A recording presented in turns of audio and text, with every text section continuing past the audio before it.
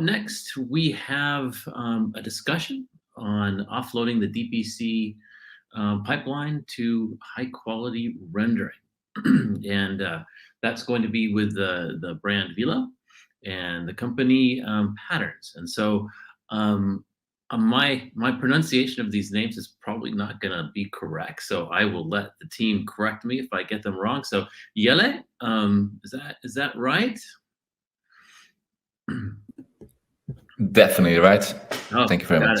I hit it. All right, very good. We've got Jelle from Patterns AI, and Charlotte, head of 3D at VILA, and Claudia, who is also at VILA. So welcome. I'm excited to hear this discussion. One of the things that I found with the 3D pipeline is that it's wonderful when you're getting started and you're doing great things on your desktop, but soon you are getting to a level where you start reaching certain levels of scale, and soon you just there's not enough time in the day to get everything done. And so I'm really excited to hear your discussion, to hear how you all solve that. And so I'll let you take it from here.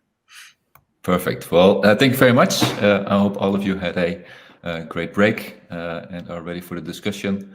And we are going to talk about rendering.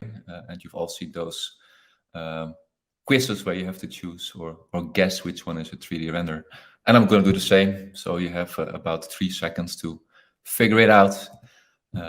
People with specialized eyes might have seen it already, but the ones with the little block under it are indeed renders. So that's basically what we do together. We as a supplier, as a render engine, we help VILA in generating renders at scale. We've been helping them for a few years now, doing different kind of collections, capsules and programs, rendering quite a lot of different kind of things in their B2B and in B2C, starting very young there. And it's nice to see that we are slowly growing, but also for me, that's something what we do.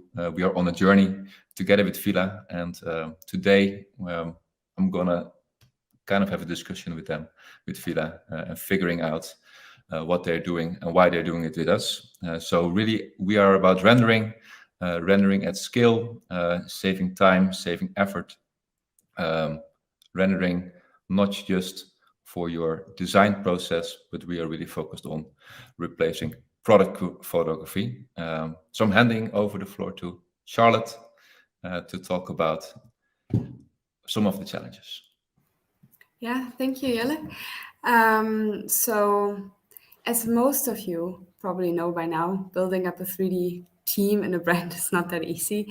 There are many skills required, and we have to know everything from the initial design process all the way to professional photography, rendering, lighting, color grading, post-production. And it is quite hard to cover all of these areas in a small 3D team. And even though we have a lot of areas covered, for us it was quite clear that, especially in order to scale, we need to delegate the rendering of 3D packs to a third-party service, in this case, Patterns. Yes, as Charlotte just explained, right, it is so much a specialty that goes into developing a good digital product that we really need to think further than that. Is now the base as we have it as well. It is a scaling of renderings, getting that photorealistic picture, so also to help on the change management of the brands and customers. But what else can we give them? Because we put so much time into developing these products, and is it that we can do so much more? We're building a brand identity. We are engaging with our customers in a new way. So we are doing the journey together. And this is also why it is so important to have the correct partners, as most of you probably also have or are looking into, that gives you the opportunity to grow and to give more into your brand and your teams and sales. So maybe really briefly about what we do with VILA. We are a render pipeline, very simple. VILA uploads a CLO file, a finished CLO file, and we turn it into a high quality render. Not magically turning a bad file into a good file, but we are able to turn good files into great files, increasing quality in some kind of materials when we compare to Clo. But for us, it's very important that we render directly in a way that it can be used by VILA directly, in the sense that it has the right resolution, the right background, the right light setting, and everything, so it can be reused without any post-production for any use case. And of course, I think a lot of you have been struggling with rendering on your own computers, setting up smaller pipelines. We are a cloud rendering service, so we allow you to focus on design, where we take care of all the difficult things that VILA wants to understand, but not necessarily wants to know everything about. So we're going to have a small discussion. I have a few questions for Charlotte and Claudia to learn more about how they use our platform and what makes sense for them. Also, if you guys have questions, please leave them in the chat. We are able to maybe answer them directly after this or perhaps later. But let's start with the first question. And I'm going to switch here and go straight to the... Oh, sorry for that. Straight to the first question. Claudia, why did you guys start rendering in the first place?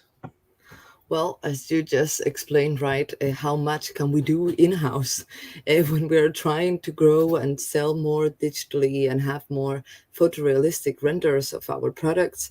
It is very limited what you can do in-house, and it really stops you on what else you can do. So suddenly to have that somewhere else, to have it with a partner, with a vendor, it gives you the time to really explore more into new alternatives, new initiatives, and really give out the product that is needed without having to worry too much of like, okay, I need to leave my computer all night long rendering, so tomorrow morning when I arrive, I have the correct image, etc. So that really is what drove us into joining Patterns. Yeah. Okay, maybe to continue on that point, Charlotte, how does automated rendering help you in? I understand from Claudia, it's on people, but what is it in the business case? Yeah. Well, first of all, I also remember the times where we had the computers running day and night, basically, to keep up with the demand. But that was, of course, not feasible for us on business case wise. I mean, I would call it selective sampling. We want to, of course, be more efficient and also a bit more conscious about how many samples do we order. And we have, of course, this conflict that we want to sell more digitally, but in some cases you will always, or at least at the moment, we need physical samples. Especially on B2B, our customers still want to touch the fabric, feel it, and there's like a huge emotional effect on what you buy by touching it. But do you really need a sample in every color? And we figured out, no, actually, most of the time it is enough to say, hey, we have this wonderful quality hanging here, you can see it, but then if you want other print options, other colors, you can see it in 3D.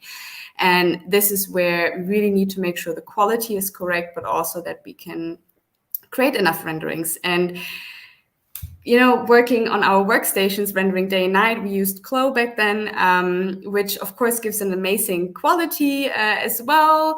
However, not everyone can use Clo. And it was clear to us that this workload can also not lay on the shoulders of the 3D team solely. And it's also about access. If you're a buyer and you want to get a pack image, you might not want to learn how to use Clo and how to render. So being able to use a provider that a large group of people can have access to, that is definitely a great advantage for us as well. Perfect, thank you.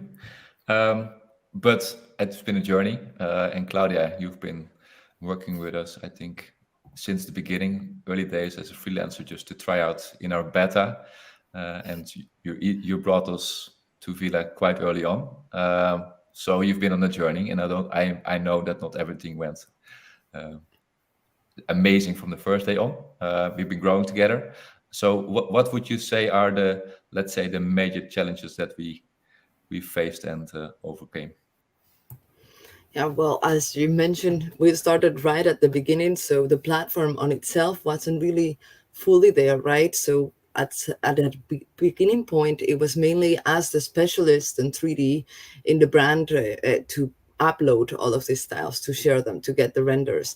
And now, like, what we really brought in is like, okay, we really need to implement it across, because you cannot rely everything on a one person, but rather just make sure that everyone can have access to it and easily use it. So one of the things we developed that you helped a lot, and it was an issue at the beginning, it was the user interface, and like, how can we get all of the colorways in a CLO file easily selected by the buyers and everything, that they have no idea what is a, for instance, from CLO, a project file or a set pack, or they're like, I don't know what this is. So suddenly when you put it and then they visualize it, they can choose the colors. It really helps on the implementation part, because it's just easy for them. And that was one of the things that really made a big difference when growing with patterns. You're muted, I think. I am muted, yes. My question to Charlotte, what are the most important things to align on when you are collaborating? There are so many things that need to be right in order to create a photorealistic rendering. I think the first thing that comes to mind is definitely the avatar, or the dummy, where we need to make sure that the shape fits with our ecom dummy, for example, or B2B. I think that makes a huge difference. But of course, also looking into lighting and HDRIs, like how do we make sure that the exposure is correct, the shadows look right, all of that to make like a photorealistic image. But then also, in order to not have post-production, we need to make sure the resolution is correct, color space, it's cropped in the same way. Yeah, I could go on and on. I think that we still are working on some of the things. We're quite far now with the lighting and HDRI. I think we're getting to like an almost perfect result. But also on the avatar side, it's still a continuous improvement. I wouldn't say that we reached 100%, but we are so happy that it's easy to actually work with you and get a little bit of support in some of the areas. But yeah, I'm just thinking also like way of working, I guess, because now I'm just talking about all the technical things, but I believe that it is important when implementing new vendors or tools that we make sure we don't interfere too much with the existing workflow. So we make it easy, that it's not a roadblock, that it's not a challenge. And I think also here, it's quite easy. It's still a detour, right? But it is something that is implementable very easily into the existing workflow to work with patterns, I believe. Perfect. Great to hear that. Maybe already going to for me at least, one of the last questions, and I'm looking very much forward to the questions from the audience. My question to you, what is next for you with us? Should I answer? Or for you? I think that would be good. Yeah. Well, we're talking a lot about APIs, right? Automation, connecting our internal systems with patterns. But also at the moment, we're focusing on light woven and jersey. This is just the first categories that we started with. And I think we want to look a little bit beyond that and occasion where we have a lot of effects, feathers, glittery stuff. We also are going to looking into outerwear, I believe. So also there we have a lot of different materials that we didn't test yet. So that's going to be very exciting. Yes. But maybe also other formats, right? We're once in a while checking out if we can do videos and, how can we create more expression content. Yeah, and we're doing 360s together. So, and I think there's much more possible. So maybe summarizing a little bit, on one end, it's our service helps your team focusing on the right things, delegating the things that are difficult and also take a lot of time. On the other hand, quality and speed. What would be your, let's say, takeaways for the audience for working with a vendor when it comes to choosing? I think that for me personally, a good collaboration is super important. I think that not everything, as you mentioned, goes right in the first try. We do have some challenges to overcome, but I do think it's very important that there's a good communication, that both parties are willing to grow with each other. Perfect. Yeah, and also from my side, I will say like the importance of collaborating with the third parties to also give you competitiveness in the market. At the end, we are still in the fashion industry and it's crazy fast paced, and we need to keep up with trends not only in the designing process but also in technology. So definitely to have the time that allows you to yeah, in overall remain competitive and on top of things. Yeah. Perfect. Well, thank you very much. I don't have any questions anymore. Maybe my takeaways and that what I've learned working with VILA is try different things, but also start very small because you cannot conquer the world. You cannot do all the categories all at once.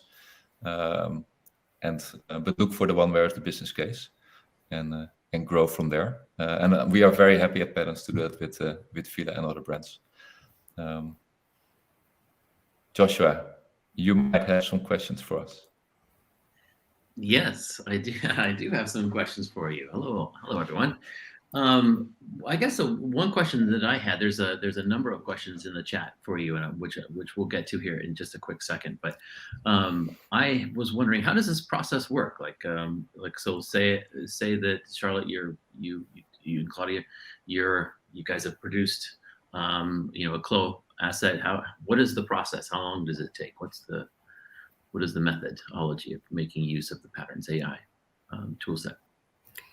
Well, the quality of the input very much impacts the quality of the output. So for us, first of all, we need to make sure that the quality of the files is right. We're handling that by quality control, but also making sure we get them from the right sources. And then we upload it. We usually wait about 20, we select a template. So we upload the garment, and then we need to make sure, do we want to see front, back, detail? There are so many options there. And then within usually 24 hours, we're able to receive the packs. Yeah, and for us, I think it's often that it's not that they upload one file and it's 24 hours. They come with huge batches and huge drops. And for us, it's important that we know that the fashion industry works with peaks and deadlines, and fashion are maybe not the best marriage. But I think the goal for us is that we can handle a lot of scale and we can render in parallel. But for us, it's quite important to know also what is important, where can we start, what is coming up. So we always try to anticipate the demand and deliver in high quality in time.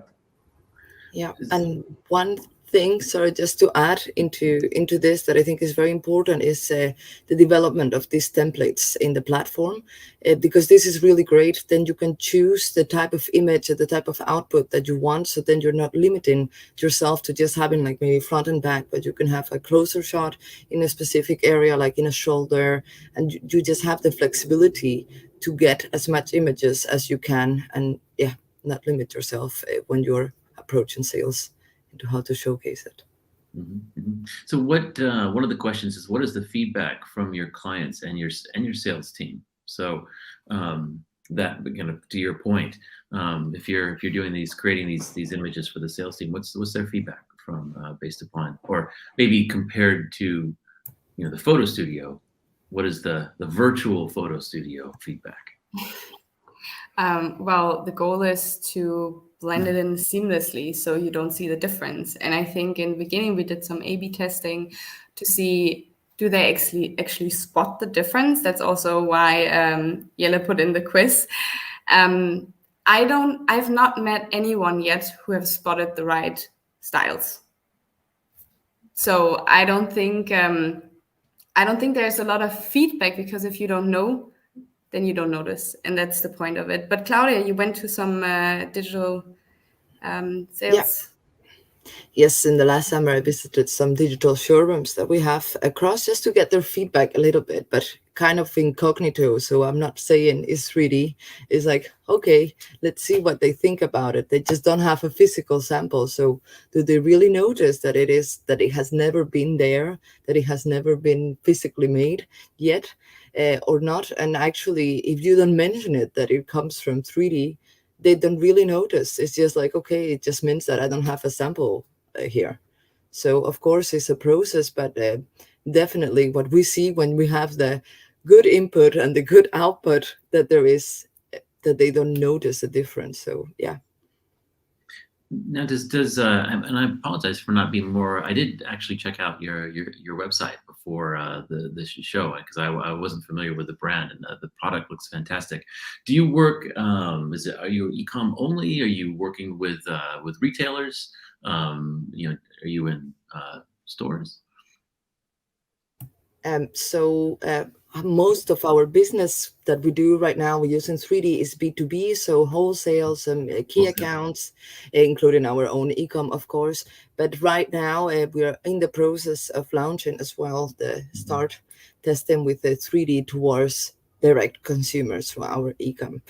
But right now, the focus in the journey so far, it has been on a B2B level.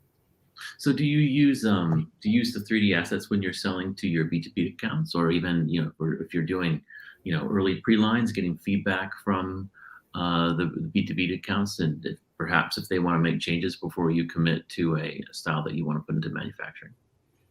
Yes, definitely. That's how we do it, both in the process development and then also in the sales. That's how we showcase more and more every time of our collection styles. Yeah. Do you have so that's exciting. So you're selling off of these digital images. So that's where some of your revenue is coming from. Do you have styles that you never show to your accounts physically? Do you have stuff that's only shown digitally? So we tried that, and we still do that in some cases, but we found out that the best way of working for us is to really have one style per quality or per program still there, because I think it's important, again, to have this emotional aspect of still feeling it. If it's a very well-known quality, then of course it's possible to sell from 3D only. But again, I do think it's important to not just take the physical stamps away from one day to the other and say, now we're selling all digital. That's really not the best approach, in my opinion. So that's the way we work, and I think that's a great start. Yeah, so it's funny. A lot of people sometimes say that we're doing physical sample reduction or elimination, and I think that's obviously scares people. I think a better way to look at it is physical sample optimization, right? So you get only those samples that you need, and then you replace the samples that you don't need with digital. That makes the process more efficient. You're still able to sell off of a digital product. But for those specific styles that the wholesaler needs to see physically, then you have those on hand, and it's a nice blend. I tend to not like to. A lot of companies always try to say, we're going to go 100% digital, and that's not always possible, or doesn't really make sense. It's more about, it's like, what is the right mix? What is the perfect mix? So Jelle, was a question in another question about from Lauren about the cost. I don't know if that's a question that you can answer right now, but is there some place that someone can look for that information? No, they cannot look, but they can go to our website and they can contact me, and we have a short talk. In general, it's really it's based on usage. So the more you use, the cheaper it gets. Do you use a little, you pay 20 euro per image. Do you use a lot, and I talk a lot, you go down to 5 euros per image. For us, we can render small images, big images, 360s. So small clips, all the possibilities are there, but it's really about what is the use case, figuring out where it makes sense in your business. Fantastic. Fantastic. And that's and again, I think that's a good way to look at it, because not every brand is going to have a different need, both from a scale perspective and from a quality perspective. And so you want to be able to customize that with a very specific quote. We have another question from Kenji out of the chat. So it sounds, and this is very much to what we just talked about. It sounds like you customize your rendering environment for VILA. So what did that look like? Were you trying to match a specific standard that already existed in the digital space, or did you come up with something from scratch? So basically what we do is we take the CLO file, we bring it into a rendering environment, and that rendering environment we set up in such a way that we take all the materials from CLO, we upgrade some of them automatically. So that is part of our automated pipeline. That is for every customer. What we do specifically for our clients is to make the templates. So we sit with them and we figure out what is the use case. Do you need a small picture for a PowerPoint, or do you want to use them B2C, very specific resolution? So we define the template, what kind of images, the resolution, the margins of the images, already aligned with the color grading, the color protocol, and we bring that all the way through with the HDRI. So our goal is to, you talk about replacing samples where it can. For us, it's that, but also replacing photography. So the goal for us is to make the photography redundant. What we're doing now a lot with VILA is the pack shots, but there's also a possibility to slowly start replacing models and so on. Automatically draping it to different poses, automatically draping it while keeping the qualities of the fitting of the avatar, but at the same time also the draping of the powerful engines like CLO and Browseware. Because I think if you look at draping engines that have a, let's say, more gaming engine background, they tend to do it well, but not good enough for fashion. Right, absolutely. Well, I think from what my experiences is that sometimes it's nice to blend the photography world with the digital world. So in other words, your photographers have a lot of the lighting, the styling, the cinema, it's that cinematic look. And if you can train that team to work with you digitally, then you get the kind of the best of both worlds. So that's why I kind of use that phrase digital photo studio, because that's what you want, right? You get all the advantages of that photographic eye with the speed and the timeliness of the digital world. So I have one last question, and I think this is probably specific for you, Jelle, and it's around where do you go from here? A lot of conversations have been had about Epic and the Unreal Engine and real-time presentation of 3D real-time ray tracing. Is that something that your company is looking at the future, so that you could in the future?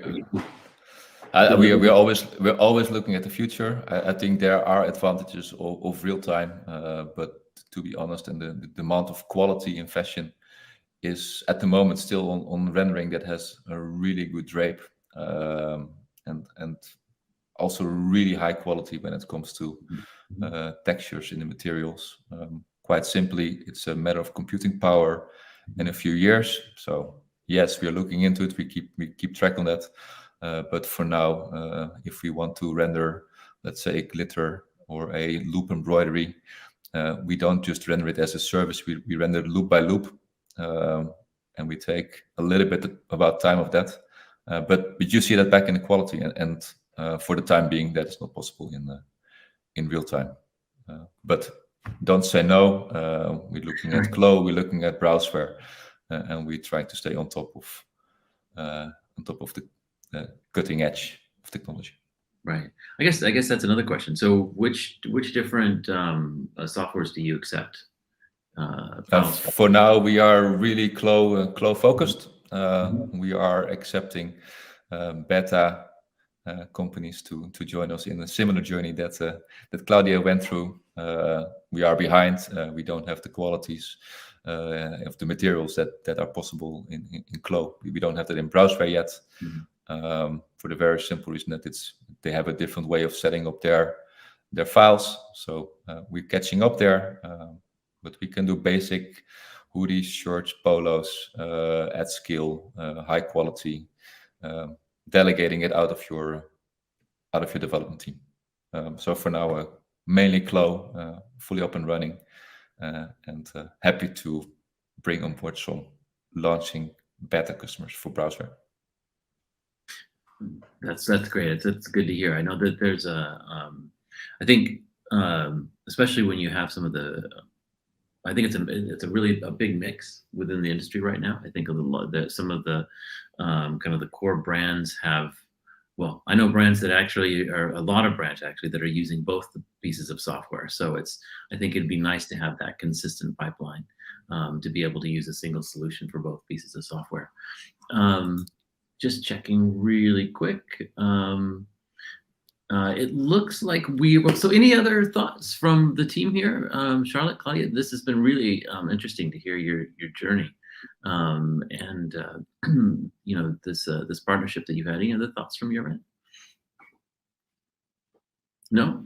Okay, great. Well, thank you for having us. Thank you for having us. It was Indeed. really nice actually talking about it, and also getting all of these questions.